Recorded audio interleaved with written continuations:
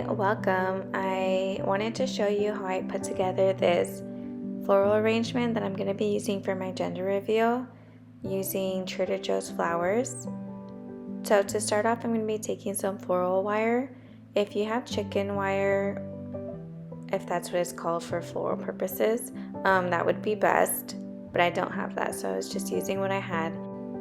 To start off, I took 4 little stems of this greenery and created 4 points, as you could kind of see.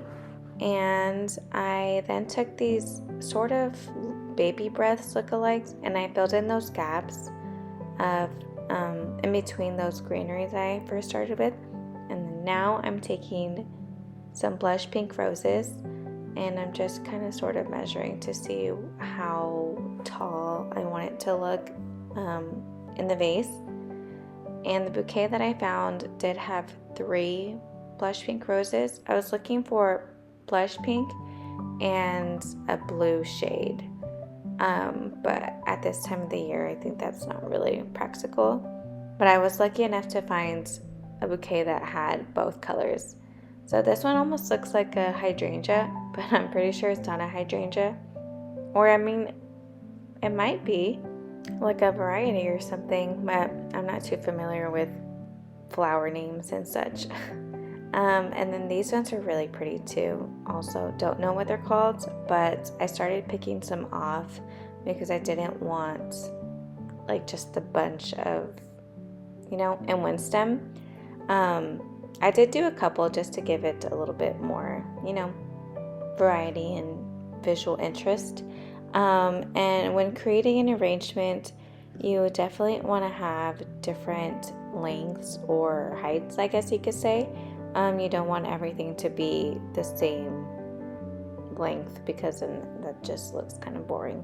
And this gives it a little bit more of a whimsical, flowy look, I guess. And then now I'm taking some eucalyptus and I'm adding that mainly in the back. When you're creating an arrangement, you definitely want to decide on a front and then the back. So prioritizing the front of the arrangement first, and then once you're pretty much all done filling it up and everything, turn it around and make the back look a little bit nicer. So not necessarily neglecting the back, but making the front look pretty and all that. Since you're designing your own floral arrangement, and if you're a perfectionist like me, you will be moving things around trying to perfect it over and over. So that's what I'm doing right now. I'm just moving things around and trying to, find their spots.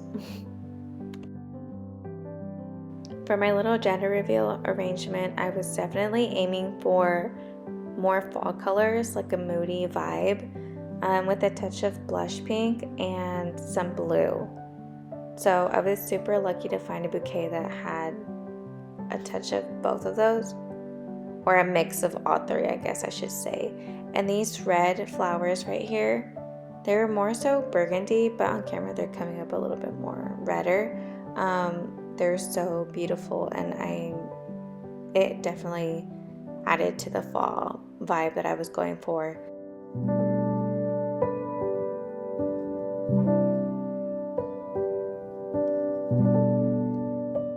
These and the white ones that I used in the beginning look so much alike. They're really similar, so I picked some off individually and left some in a little bunch in the stem. And when you're creating arrangements, you definitely want to take off some of the leaves. You don't want the leaves touching the water in the vase, otherwise it'll make them start going bad and get all nasty and moldy and stuff. So yeah, definitely take off the leaves that would touch the water. Once you have your foundation, your base done, it's a lot easier to start filling. So at this point we're just filling the arrangement with some flowers, if you still have different flowers. If you don't, then you just start filling with fillers. Any little bit of flowers that you have left or greenery, you start, filling in those gaps. These flowers were stunning, and I definitely think these added the perfect touch to my moody vibe that I was going for. I love how this arrangement came out. It looks beautiful. Definitely a stunning fall arrangement. Thank you so much for watching. I hope you enjoyed today's video. Bye!